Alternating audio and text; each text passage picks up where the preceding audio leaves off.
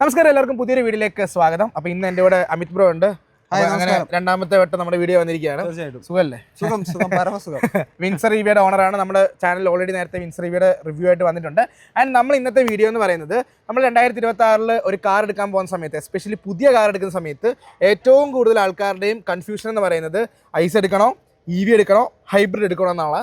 അപ്പോൾ ഇത് നമ്മൾ ഇന്നൊരു ക്ലാരിറ്റി വരുത്താൻ പോവാണ്. എസ്പെഷ്യലി EVയുടെ കേസിൽ EV നിങ്ങൾ എടുക്കുന്നത് ലാഭമാണോ, ഓക്കെ, നിങ്ങൾ ഉദ്ദേശിക്കുന്ന കാർ EV കാറാണോ എന്നുള്ള ടോപ്പിക്ക് കവർ ചെയ്യാനാണ് ഉദ്ദേശിക്കുന്നത്.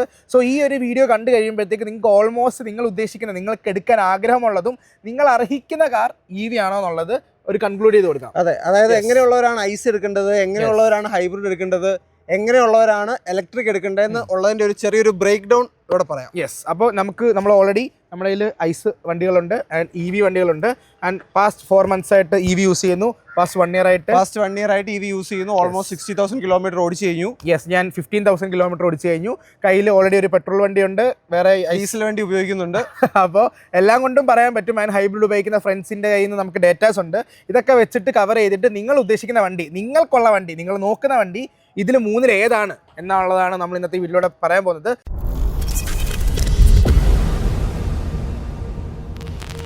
സോ ആദ്യമായിട്ട് ചാനൽ കാണുന്നവർ ഉറപ്പായിട്ടും ചാനൽ സബ്സ്ക്രൈബ് ചെയ്തിട്ട് കണ്ടു കഴിഞ്ഞാൽ പുതിയ പുതിയ വീഡിയോസ് ഇതുപോലെ വരുമ്പോൾ നിങ്ങൾക്ക് നോട്ടിഫിക്കേഷൻ വരും. അങ്ങനെയല്ലേ പറയണ്ടേ? തീർച്ചയായിട്ടും. ഓക്കെ, അപ്പോൾ നമുക്ക് ആദ്യം പ്രൈസ് പോയിന്റിൽ നിന്ന് തുടങ്ങാം. നമ്മളൊരു EV മേടിക്കാൻ നോക്കുകയാണെങ്കിൽ, നമ്മൾ EV മേടിക്കുന്നത് എന്തിനാണ്? നമ്മൾ ബഡ്ജറ്റ് നമ്മൾ നോക്കിയിട്ട് അതൊരു പ്രധാനമായ ഒരു ഫാക്ടറാണ്. നമ്മുടെ ഡെയിലി കോസ്റ്റ്, ഡെയിലി റണ്ണിങ് എന്നുള്ളത് ഒരു പ്രൈം ഫാക്ടറാണ് EVയിലോട്ട് തിരിയുമ്പോഴത്തേക്കും. അതാണ് ശരിക്കും പറഞ്ഞു കഴിഞ്ഞാൽ ഏറ്റവും കൂടുതൽ നമ്മളെ EVയിലോട്ട് അട്രാക്ട് ചെയ്യുന്ന കാര്യം, നമ്മുടെ ഡെയിലി റണ്ണിങ് എക്സ്പെൻസ്. നമ്മൾ വിൻസർ എടുത്തു, അതുകൊണ്ട് തന്നെ ആയിരിക്കും. തീർച്ചയായിട്ടും, അതുകൊണ്ട് തന്നെയാണ് എടുത്തത്. ഇപ്പം എത്ര ലാഭിച്ച് കാണും EV എടുത്തു കഴിഞ്ഞതിന് ശേഷം? ശരിക്കും പറയുകയാണെങ്കിൽ ഇപ്പം ഞാൻ ഇതിനു മുന്നേ ഉപയോഗിച്ചുകൊണ്ടിരുന്ന ഇവിടെ കിടക്കുന്ന സോണറ്റ് വെച്ച് നോക്കുവാണെങ്കിൽ സോണറ്റിന് പെർ കിലോമീറ്റർ കോസ്റ്റ് 8 രൂപയാവും. 8 രൂപ. അപ്പം 8 രൂപ വെച്ചിട്ട് ഒരു 50,000 കിലോമീറ്റർ ഓടാനാണെന്നുണ്ടെങ്കിൽ 850 40,000 രൂപ. 40,000 രൂപ ഈസി ആയിട്ട് 50,000 കിലോമീറ്റർ ഓടാനായിട്ട് കോസ്റ്റ് വരും. ഞാനിപ്പോൾ ഓൾറെഡി 60,000 കിലോമീറ്റർ ഓടിച്ചു കഴിഞ്ഞു. അപ്പം എങ്ങനെ പോയാലും ഒരു 50,000 മോൾ പൈസ ഞാൻ ഇപ്പൊ തന്നെ ഫ്യൂവലിന് സ്പെൻഡ് ചെയ്യേണ്ട സമയമായി. പകരം എത്ര ആയിട്ടുണ്ടായിരിക്കും? അതിപ്പം എനിക്ക് പെർ കിലോമീറ്റർ ഞാൻ കൂടുതലും വീട്ടിലാണ് ചാർജ് ചെയ്യുന്നത്. വീട്ടില് AC ഫാസ്റ്റ് ചാർജിങ് ആണ് കൂടുതലും ചെയ്യുന്നത്. അപ്പോൾ നമ്മൾ ഹയർ സ്ലാബ് വെച്ച് കൂട്ടിക്കഴിഞ്ഞ് കഴിഞ്ഞാൽ പെർ കിലോ വാട്ട് 10 രൂപ. നമ്മള് കൊമേഴ്ഷ്യൽ ശരിക്കും, നമ്മള് ഹയർ സ്ലാബ് അങ്ങനെ കൂട്ടിയാൽ മതി. നമ്മളിപ്പം അതായത് കിലോ വാട്ട് കൺസംഷൻ കൂടി കഴിയുമ്പോഴത്തേക്കും സ്ലാബ് ഇൻക്രീസ് ചെയ്യുന്ന കുറച്ച് പരിപാടികളും കാര്യങ്ങളൊക്കെ ഉണ്ട്. അപ്പോൾ 10 രൂപ വെച്ച് കൂട്ടി കഴിഞ്ഞ് കഴിഞ്ഞാൽ ഇത് 38 കിലോ വാട്ട് ബാറ്ററിയാണ് ഇരിക്കുന്നത്. 38 കിലോ വാട്ട് ചാർജ് ചെയ്യാനായിട്ട് 380 രൂപയാവും. ഈ 380 രൂപയ്ക്ക് വണ്ടി 300 കിലോമീറ്റർ ഓടും.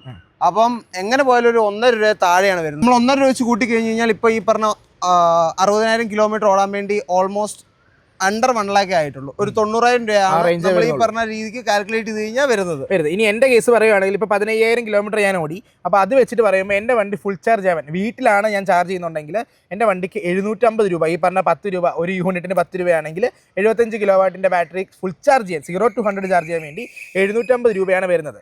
അത് ഞാൻ കട്ട് ചെയ്യുന്നത്, വീട്ടിൽ സോളാറുണ്ട്. അപ്പോൾ സീറോ കോസ്റ്റിലാണ് എൻ്റെ EV ഓടുന്നത്.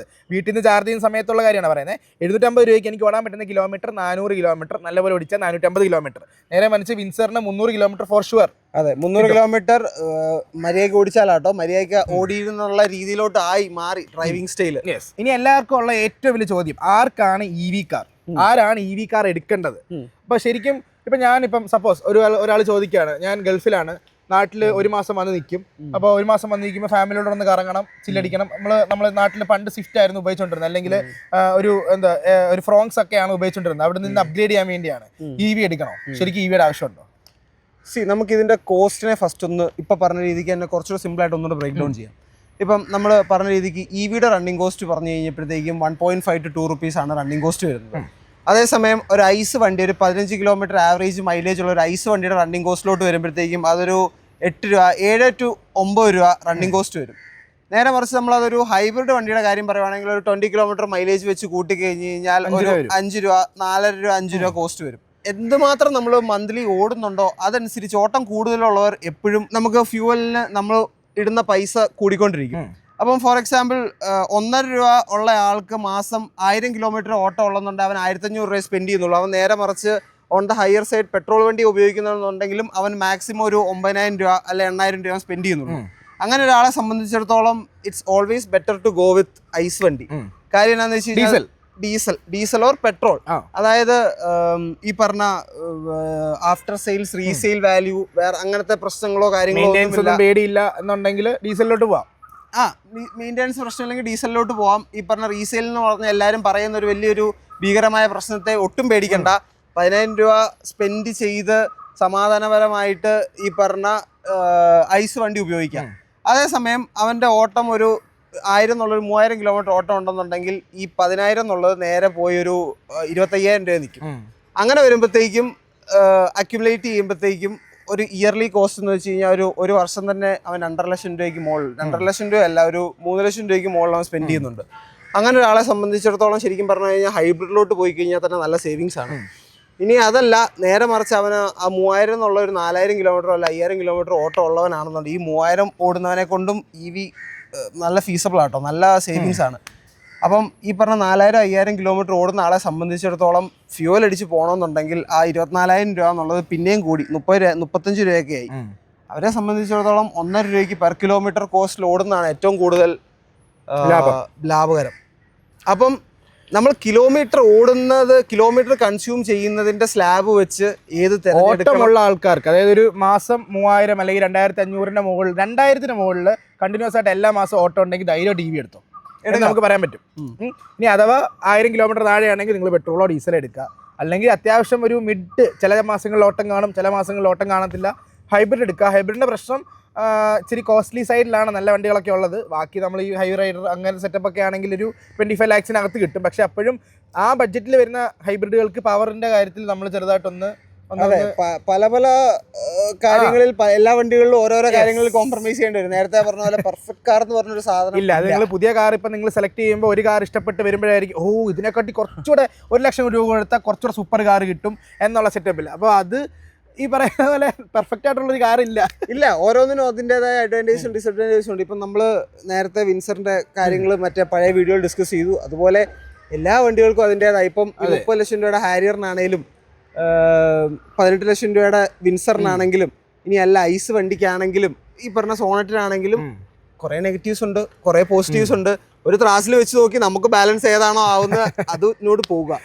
മോണിറ്ററി ബെനിഫിറ്റിന്റെ കാര്യം പറയുമ്പോഴത്തേക്കും കിലോമീറ്റർ വൈസ് കാൽക്കുലേറ്റ് ചെയ്യുക, എന്തായാലും റണ്ണിങ് കോസ്റ്റ് ഉണ്ടോ എന്ന് നോക്കുക.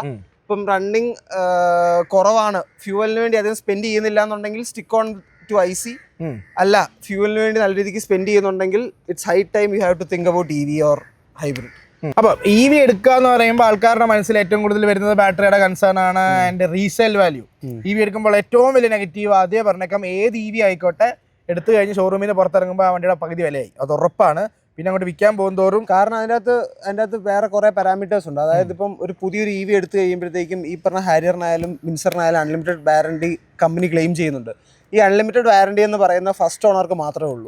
സെക്കൻഡ് ഓണർ ആയി കഴിയുമ്പോഴത്തേക്കും അത് കുറയുവാണ്. 8 ഇയേഴ്സോ 7 ഇയേഴ്സോ ആയിട്ട് ഓരോ വണ്ടിക്ക് ഡിപ്പെൻസ്. അതെ, അപ്പം അതെല്ലാം നമ്മുടെ റീസെയിൽ വാല്യൂവിനെ ബാധിക്കും. യെസ്. അപ്പോൾ റീസെയിൽ നിങ്ങൾ ഈ പറഞ്ഞ പോലെ 2 വർഷം കഴിഞ്ഞിട്ട് വണ്ടി വിൽക്കുന്ന ആളാണെങ്കിൽ ഒരു കാരണവശാലും EVയിലോട്ട് പോകേണ്ട ആവശ്യമില്ല. കാരണം EV എടുക്കുന്നവർ ഓടിച്ച് തീർക്കുക, മുതലാക്കുക, വിൽക്കാന്നേ ഉള്ളൂ. വിൽക്കാന്ന് വെച്ചാൽ കളയാന്നേ ഉള്ളൂ. ഇതിനകത്ത് ആ ഒരു കാര്യം, അതായത് നമ്മൾ ഈ വണ്ടി മേടിച്ചിട്ട് നമ്മൾ ഈ EV മേടിച്ചിട്ട് ലാഭമാക്കാം എന്നുള്ളൊരു പോയിന്റ് വരുമല്ലോ. അതെങ്ങനെയാണെന്ന് ചോദിച്ചാൽ, നമുക്കൊരു 10 ലക്ഷം മുതൽ അല്ലെങ്കിൽ ഒരു 8 ലക്ഷം തൊട്ട് ഇപ്പോൾ EV ഉണ്ട്, അതിലൊരു 10 ലക്ഷം മുതൽ ഒരു 18 ലക്ഷം വരെ, മാക്സിമം 20ൻ്റെ മുകളിലോട്ട് നിങ്ങൾ ഒരു കാരണവശാലും ലാഭമാക്കണം എന്ന് വിചാരിച്ച് EV എടുക്കാൻ പോകാൻ പാടില്ല. അങ്ങനെ പോയി കഴിഞ്ഞാൽ നിങ്ങൾക്ക് ഈ പൈസ കറങ്ങി തിരിഞ്ഞ് വരുമെന്ന് ഒരു പ്രതീക്ഷയും വേണ്ട. കാരണം ഇതിൻ്റെ ഒരു കാൽക്കുലേഷൻ വെച്ച് നോക്കുകയാണെങ്കിൽ ഇപ്പോൾ ഒരു 15 നമ്മൾ ഇപ്പോൾ വിൻസർ അന്ന് എടുത്ത സമയത്ത് 18 ലക്ഷം ഓക്കെ, 18 ലക്ഷം രൂപ കൂട്ടിക്കോ. ഈ 18 ലക്ഷം രൂപ ഒരു 2 ലക്ഷം കിലോമീറ്റർ ഓടുമ്പോൾ, 2 ലക്ഷം കിലോമീറ്റർ ഓടാൻ ഒരു 1 ലക്ഷം കിലോമീറ്റർ വെച്ച് കൂട്ടിക്കോ. 1 ലക്ഷം കിലോമീറ്റർ ഓടാൻ നിങ്ങളിപ്പോൾ സ്ക്രീനിൽ കണ്ടോ. അപ്പോൾ 15 കിലോമീറ്റർ മൈലേജ് വെച്ച് 1 ലക്ഷം കിലോമീറ്റർ ഓടാൻ ഒരു പെട്രോൾ വണ്ടിക്ക് എത്ര രൂപ ചിലവ് വരും? അറൗണ്ട് നിയർലി ഒരു 10 lakh rupees എങ്ങനെ പോയാലും ഒരു 15 കിലോമീറ്റർ മൈലേജ് ആവറേജിന് കിട്ടും. ഈ 10 lakh rupees, അതായത് EV ആണെങ്കിൽ നമുക്ക് വീട്ടിൽ നിന്നാണ് നിങ്ങൾ ചാർജ് ചെയ്യുന്നുണ്ടെങ്കിൽ നിങ്ങൾക്ക് 1 ലക്ഷം കിലോമീറ്റർ ഓടാൻ എത്ര രൂപ വരുമായിരിക്കും? നിങ്ങൾക്ക് 1 ലക്ഷം കിലോമീറ്റർ ഓടാൻ ഒരു 1.5 ലക്ഷം രൂപ ടു 2 ലക്ഷം രൂപ, മാക്സിമം 2 ലക്ഷം, മാക്സിമം ആണ് പറയുന്നത് 2 ലക്ഷം. ഇത് സോളാർ ഉണ്ടെങ്കിൽ നിങ്ങൾക്ക് ഇതിന്റെ പകുതിയാക്കാൻ പറ്റും. അപ്പം നിങ്ങൾ അത് കാൽക്കുലേറ്റ് ചെയ്ത് നോക്കുമ്പോൾ വണ്ടിയുടെ വിലയെക്കാട്ടിൽ നിങ്ങൾ പെട്രോളിന് ചിലവാക്കും. നമ്മൾ ഈ പറഞ്ഞ പോലെ 2000 വെച്ച് എണ്ണ അടിച്ച് കഴിയുമ്പോൾ ഒരുമിച്ച് ഇതൊക്കെ പറയുന്നത് ഓട്ടോ ഉള്ളവർക്കാണ്, അല്ലാതെ ഈ 30,000 കിലോമീറ്റർ ഓടി വണ്ടി വിൽക്കുന്നവർക്ക് ഇതൊന്നും ബാധകമല്ല. അല്ലാതെ ഓട്ടമുള്ളവരുടെ കേസിലാണ് പറയുന്നത്. ഇപ്പം ഇവിടെ ഒരു യാർഡിൽ ഇരട്ടി കിടപ്പുണ്ട്, 2.25 ലക്ഷം കിലോമീറ്റർ ഓടിയ വണ്ടിയാണ്. ഇതുപോലെ ഓട്ടോ ഒക്കെ ഉള്ളവർക്ക് EV എടുക്കുന്നത് കണ്ണടച്ചെടുക്കാം. എടുത്തിട്ട് എങ്ങോട്ടാന്ന് വെച്ചാൽ ഈ പറഞ്ഞ പോലെ മാറ്റിയിട്ട് പുരാവസ്തുവായിട്ട് ഉപയോഗിച്ചാൽ പോലും നഷ്ടമില്ല, ഉപയോഗിച്ചങ്ങ് തീർക്കുക. ഇതാണ് EVയുടെ ഒരു കോൺസെപ്റ്റ് നിങ്ങൾ മനസ്സിൽ റെഡിയാക്കി വെക്കേണ്ടത്. കാരണം EV ഒരിക്കലും നമ്മൾ വിൽക്കാൻ വേണ്ടി മേടിക്കരുത്. മേടിക്കുവാണെങ്കിൽ കണ്ടിന്യൂസ് അതിൻ്റെ പരിപ്പിളക്കുന്ന വരെ ഓടിക്കുക. ഇപ്പോൾ ഒരു 5 വർഷത്തിനുള്ളിൽ തന്നെ ബാറ്ററി റീപ്ലേസ് ചെയ്യുന്ന ടെക്നോളജീസ് വരും. ബാറ്ററി അയച്ചു പണിയുന്ന പരിപാടി വരത്തുള്ളൂ. ഇത് പുറകോട്ട് പോകാനുള്ള ചാൻസ് വളരെ കുറവാണ്. ഇത് എപ്പോഴും ബെറ്റർ ആയേ വരാൻ പോകുന്നുള്ളൂ. അതെ, അപ്പോൾ അത് നിങ്ങൾ എപ്പോഴും മനസ്സിൽ കണ്ടോണം. ഇപ്പോൾ ഓൾറെഡി തൃശ്ശൂരം കൊണ്ട് തുടങ്ങിയെന്ന് പറയുന്നു. ഈ വർക്ക്ഷോപ്പ് ബാറ്ററികൾ റിപ്പയർ ചെയ്യുന്ന വർക്ക്ഷോപ്പുകൾ തുടങ്ങിയിട്ടുണ്ടെന്ന് കേൾക്കുന്നു. സോ ഇത് ടെക്നോളജി ഇങ്ങനെ മാറി വരുന്നതനുസരിച്ച് നമുക്കിപ്പം ഈ വാറണ്ടി 15 വർഷമുണ്ട്. ഈ 15 വർഷത്തിൽ ഒരു പോയിന്റ് ഉണ്ട്, അതെല്ലാവരും ഓർത്തോണം. വീട്ടിൽ വണ്ടി മേടിച്ചിട്ട് ചാർജ് ചെയ്യുന്നവരാണെങ്കിൽ നമ്മൾ 4 ഫാസ്റ്റ് ചാർജിങ് ചെയ്തതിന് ശേഷം ഒരു സ്ലോ ചാർജ് വീട്ടിൽ ചെയ്യണം മസ്റ്റായിട്ടും. ഇല്ലെങ്കിൽ അത് വാറണ്ടി കട്ട് ചെയ്യാൻ അവരിങ്ങനെ നോക്കിയിരിക്കുകയാണ്. അതിന്റെ ടേംസ് ആൻഡ് കണ്ടീഷൻസ്, ഈ ഡേറ്റ എല്ലാം ഇവരുടെ ക്ലൗഡിൽ കയറി കഴിഞ്ഞ് കഴിഞ്ഞാൽ ഫുള്ള് കിട്ടും. ഞാൻ അങ്ങനെയാ ചെയ്തതെന്നൊന്നും പറഞ്ഞ് തർക്കിച്ചിട്ട് ഒരു കാര്യമില്ല. നമുക്ക് എത്ര റേഞ്ച് കിട്ടി, എത്ര നമ്മൾ DC പിടിച്ചു, എത്ര എല്ലാം, ഈവൻ ബ്രേക്കിംഗ്, എല്ലാ കാര്യങ്ങളും ഫുൾ ഡേറ്റ. EV എന്ന് പറയുന്നത് ഫുൾ ഇലക്ട്രിക്കൽ പരിപാടിയാണ്. സോ എല്ലാ ഇലക്ട്രോണിക് ഡേറ്റാസും അവരുടെ കയ്യിൽ ഭദ്രമായിട്ട് കിടപ്പുണ്ടായിരിക്കും. സോ അതെല്ലാം നോക്കിയിട്ടായിരിക്കും ഇവർ ഈ പറയുന്ന 15 വർഷം വാറണ്ടി തരിക. എങ്ങനെ വാറണ്ടി കട്ട് ചെയ്യണോ നോക്കിയാണ് ഈ ബ്രാൻഡുകൾ നടക്കുന്നത്. തീർച്ചയായിട്ടും അത് വേറൊരു കാര്യം. ഇപ്പോൾ ഞാൻ നേരത്തെ പറഞ്ഞ പോലെ ഈ പൈസ എങ്ങനെയാണ് നിങ്ങൾ തിരിച്ച് ലാഭിക്കണം എന്ന് ചോദിക്കുമ്പോൾ മാക്സിമം 18 ലക്ഷം, അതായത് ഈ കിടക്കുന്ന വിൻസർ EV വരെ അല്ലെങ്കിൽ നെക്സോൺ EV വരെ അതിൻ്റെ മുകളിലോട്ടുള്ള ഒരു വണ്ടി എടുത്താലും നിങ്ങൾക്ക് ഈ പറഞ്ഞ ബ്രേക്ക് ഈവൻ ആവുന്ന സമയം എടുത്താലും വരുമോ എന്ന് പോലും അറിയാൻ പറ്റത്തില്ല, നമുക്ക് ഉറപ്പ് കിട്ടത്തില്ല. അപ്പോൾ ചോദിക്കും എന്തുകൊണ്ട് ഞാൻ പുറകിൽ ഹാരിയർ EV കിടപ്പുണ്ട്, ഹാരിയർ EV എടുത്തത്. അപ്പോൾ നമ്മൾ വിൻസറും ഹാരിയറുമായിട്ട് ജസ്റ്റ് ഒന്ന് കമ്പയർ ചെയ്യേണ്ടി വരും. അപ്പോൾ 20 ലക്ഷം രൂപ അതിൻ്റെ ഒരു റീല് പുറകെ വരുന്നുണ്ട്. അതെ ഒരു പ്രത്യേക ഒരു റീല് നമ്മൾ ഡെഡിക്കേറ്റഡ് ചെയ്തിട്ടുണ്ട്. അത് ജസ്റ്റ് ഒരു പോയിന്റ് പറഞ്ഞു. Battery pack 50 kW. ഓക്കെ, എനിക്ക് വരുമ്പോൾ 75 kW വരും. റിയലിസ്റ്റിക് റേഞ്ച് ഒരു 400 to 400 റിയലിസ്റ്റിക്. ഓക്കെ, പിന്നെ എനിക്ക് ഫൺ ടു ഡ്രൈവ് ആണ്, റിയൽ വീൽ ഡ്രൈവ് ഉണ്ട്. Point A to point B നമ്മളെ കൊണ്ടെത്തിക്കും. വലിയ ഫൺ ടു ഡ്രൈവ് ഒന്നുമില്ല, ജസ്റ്റ് കാർ. നമുക്ക് അങ്ങനല്ല, നമ്മുടെ കാര്യങ്ങളൊക്കെ നടന്നു പോകും. നമുക്ക് അങ്ങനല്ല, ജസ്റ്റ് ഫൺ അടിച്ച് ഓടിച്ച് ചില്ലടിച്ച് ഇച്ചിരി മാസ് കാണിച്ച് നടക്കാൻ പറ്റിയ ഒരു heavy car. Comfort, suspension level അടിപൊളി, മൊത്തത്തിൽ ഇരിപ്പ് അടിപൊളി. നോൺ റോഡ് സസ്പെൻഷനെ പറ്റി ഞാൻ പറയാം. പരിതാപകരമാണ്. പാച്ചി റോഡ്സ്, ബമ്പി റോഡ്സ് എല്ലാം അത്യാവശ്യം നല്ല രീതിക്ക് അറിയും. റബ്ബറൈസ്ഡ് റോഡ് ഒരു കുഴപ്പമില്ല, പക്ഷേ കേരളത്തിലില്ല. അൺലിമിറ്റഡ് റോഡുകളെല്ലാം ബുദ്ധിമുട്ടാണ്. മാവേലിക്കര കുറവായിരിക്കും, ഇവിടെ തെറ്റില്ല. ഫാസ്റ്റ് ചാർജിങ് സെറ്റപ്പ് 175 kW വരെ സപ്പോർട്ട് ചെയ്യും. ഇത് 45 സപ്പോർട്ട് ചെയ്യത്തുള്ളൂ. അതൊക്കെ പ്രശ്നമാണ്. 90 kW കൊണ്ടിട്ടാൽ പോലും പകുതി പോലും 90 kW ഒക്കെ ആയി വരുമ്പോഴത്തേക്കും ഈ വണ്ടി 90 ആണ്. അപ്പോൾ ഞാൻ ഇപ്പോൾ പറയാം ഗൈസ്, നിങ്ങൾ കൂടി EV എടുക്കുമ്പോൾ ശ്രദ്ധിക്കേണ്ട കാര്യം, ഇതൊരിക്കലും പൈസ കറങ്ങി തിരിഞ്ഞ് വരില്ല. ഒന്നാമത്തെ കാര്യം, നിങ്ങൾ ഈ പറഞ്ഞ ഇത്ര ഞാൻ ആലോചിക്കുന്നുള്ളൂ. ഞാനൊരു ഡീസൽ ഹാരിയർ എടുക്കാൻ പോവാ, ഈ സെയിം വിലയാവും വണ്ടിക്ക്. 1.5 ലക്ഷം രൂപയുടെ വ്യത്യാസം വരും. പക്ഷേ അപ്പോഴും ഡീസൽ എടുത്തു കഴിഞ്ഞാൽ ഞാൻ ഡീസൽ എണ്ണ അടിക്കണം. ആ സമയത്ത് ഞാൻ ഡീസൽ വില കൊടുത്ത് അതേ കംഫോർട്ടുള്ള അതിനെക്കാട്ടി കിട്ടുന്ന സസ്പെൻഷൻ ഉള്ള മോഡലാണിത്. തീർച്ചയായിട്ടും അതൊരു ക്യാച്ചാണ്. അതാണ് ഇതിന്റെ അകത്ത് ഡീൽ എന്ന് പറയുന്ന സാധനം. നിങ്ങളെ സംബന്ധിച്ചിടത്തോളം നിങ്ങൾക്ക് എന്തായാലും ഒരു മാസം ഒരു 4000 കിലോമീറ്റർ അടുത്ത് ഓട്ടോ ഉണ്ട്. 4000 കിലോമീറ്റർ ഡീസൽ അടിക്കുന്ന വെച്ച് നോക്കുമ്പോഴത്തേക്കും ഫാർ ബെറ്റർ ആണ് സെയിം പ്രൈസിൽ. ഒരു 3-4 ഇയേഴ്സ് ബാക്ക് പെട്രോൾ IC വണ്ടീനേക്കാളും ഒരു കുറച്ചുകൂടി പ്രീമിയം കൊടുക്കണമായിരുന്നു നമ്മൾ ഇലക്ട്രിക് വണ്ടി മേടിക്കണമെന്നുണ്ടെങ്കിൽ. ഇപ്പൊ ആ ഒരു രീതി മാറി വരും, സെയിം ആയി. അപ്പൊ അങ്ങനെ വരുമ്പോഴത്തേക്ക് EVയുടെ വില കുറഞ്ഞിട്ടല്ല, ഡീസൽ പെട്രോളിന്റെ വില കൂടിയുണ്ടാ. അതെ, അങ്ങനെ വന്നപ്പോഴത്തേക്കും ശരിക്കും പറഞ്ഞു കഴിഞ്ഞാൽ ഒരു ചിന്തിക്കേണ്ട ഓപ്ഷൻ തന്നെയാണ് EV. ഈ നേരത്തെ പറഞ്ഞ ഫാക്ടേഴ്സിൽ പെടുന്ന ആൾക്കാർ. ഇനി നിങ്ങൾ പറയാ നിങ്ങൾക്ക് പറ്റിയത് EV ആണോ, ഐസ് ആണോ, ഹൈബ്രിഡ് ആണോ എന്ന് കമന്റ് ബോക്സിൽ കമന്റ് ചെയ്യുക. ആൻഡ് നിങ്ങൾ തീർച്ചയായിട്ടും ഒരു മാസം ആവറേജ് ഓടുന്ന കിലോമീറ്റർ ആൻഡ് നിങ്ങൾ ഇനി എടുക്കാൻ ഇത് കണ്ടിട്ട് തീരുമാനിച്ചേക്കുന്ന വണ്ടി ഏതാണെന്ന് കമന്റ് ബോക്സിൽ കമന്റ് ചെയ്യുക. അത്രയല്ലേ ഉള്ളൂ, അത്ര നിർത്താം. അപ്പോൾ ഈ കുറച്ച് കാര്യങ്ങളിൽ ഐഡിയ കിട്ടിയെന്ന് വിചാരിക്കും. നമ്മൾ നേരത്തെ വീഡിയോ എടുത്തുകൊണ്ടിരുന്നപ്പോൾ ഇതൊരു സെപ്പറേറ്റ് വീഡിയോ ആയിട്ട് ചെയ്യാമെന്ന് വിചാരിച്ചു. അങ്ങനെ ചെയ്ത വീഡിയോ ആണ്, വളരെ ചെറിയ വീഡിയോ ആയിരിക്കും. യെസ്. അപ്പോൾ anyway thank you so much. അപ്പോൾ ഞാൻ ഇറങ്ങുന്നു. ശരി ഗൈസ്, ബൈ.